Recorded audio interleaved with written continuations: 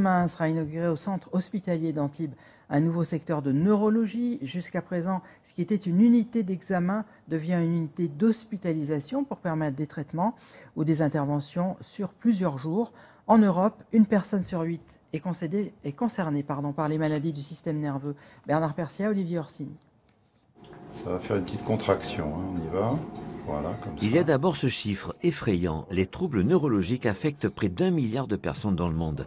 Un chiffre qui va encore augmenter avec le vieillissement de la population. Jusqu'à présent, il existait à l'hôpital d'Antibes une unité d'exploration neurologique de patients au coup par coup. Désormais, il y a une unité d'hospitalisation. Il sera possible d'examiner et traiter sur plusieurs jours un patient dont la pathologie nécessite un suivi.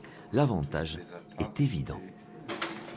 Ça permet de regrouper les examens sur 2, 3, 4 jours en hospitalisation, ce qui est plus facile pour le patient et pour nous.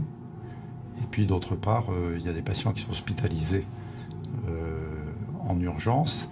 Actuellement, ils étaient un peu dispersés dans l'hôpital. On va essayer de les regrouper lorsqu'ils relèvent principalement de la neurologie pour qu'on puisse organiser plus facilement et plus rapidement ces examens.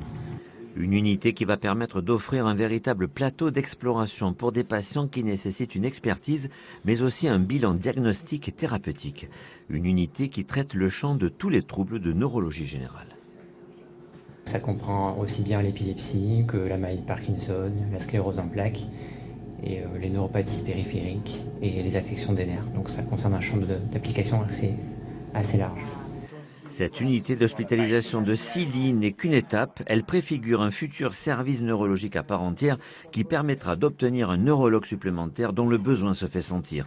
Un service qui aura enfin pas moins de 10 lits d'hospitalisation conventionnelle.